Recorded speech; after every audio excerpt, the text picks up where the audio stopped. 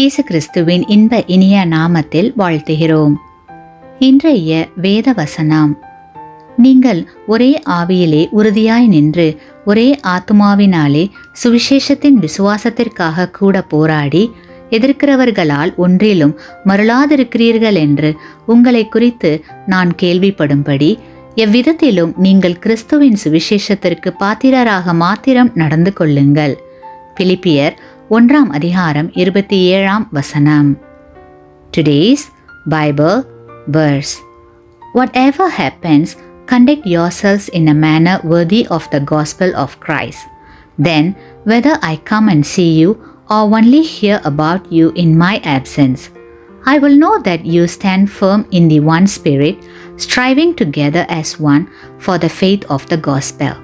Philippians chapter 1 verse 27. மாலை மயங்கிய நேரம். சில கல்லூரி நண்பர்களுடன் பூங்காவோடு சேர்ந்திருந்த உணவு விடுதிக்கு சென்றனர் கல்லூரி மாணவர்கள் சிலர். அவர்களை சுற்றிலும் மரங்கள், செடிகள், அழகாய் பூத்து குலுங்கும் வண்ண வண்ண மலர்கள். உயரத்திலிருந்து தாழ்விடத்தில் அருவியில் நீர் கொட்ட, அதிலிருந்து வீசும் காற்று உடலை வருட, அந்த இதமான நேரத்தில் இன்பமாய் பேசி மகிழ்ந்தனர். அப்போது அவர்கள் பக்கத்தில் வந்த ஒரு சீருடை நபர் என்ன வேண்டும் என்று கேட்டார். அவர்களுக்கு தேவையானதை சொல்லிவிட்டு காத்திருந்தார்கள். சற்று நேரத்தில் ஓர் அழகான, அமைதியான ஒரு இளம்பெண் உள்ளே வந்தாள். எல்லா கண்களும் ஒரு விசை அவளை நோக்கியது.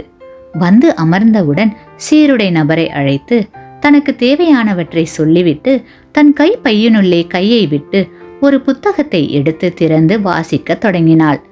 கிட்டத்தட்ட அனைத்து கண்களும் அவளையும் அவள் வாசித்துக் கொண்டிருந்த வேதாகமத்தையும் உற்று நோக்கின. அந்த பெண் பேசவில்லை, பாடவில்லை, சத்தமாய் ஜெபிக்கவில்லை. அதே சமயத்தில் வேதாகமத்தை எடுத்து வாசிக்க வெட்கப்படவும் இல்லை. மாறாக அமைதியாக, அன்பாக, எடுத்துக்காட்டாக விளங்கிய அமைதியான சாட்சியாகி கிறிஸ்துவின் சுவிசேஷத்தை அநேக கண்களுக்கு எடுத்துரைத்தாள். ஆம் அன்பானவர்களே, சில வேளைகளில் சத்தமிட்டு சொல்லும் அநேக வார்த்தைகளை விட அமைதி அநேகருக்கு பதில் கொடுக்கும்.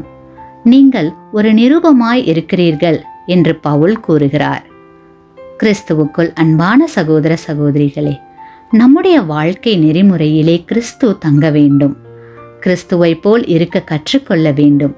அதற்கு நாம் முதலில் செய்ய வேண்டியது என்னவெனில், நம்மை கிறிஸ்துவிடம் முழுமையாக ஒப்பு கொடுத்து அவருடைய அன்பு நம்மில் ஓட வேண்டும்.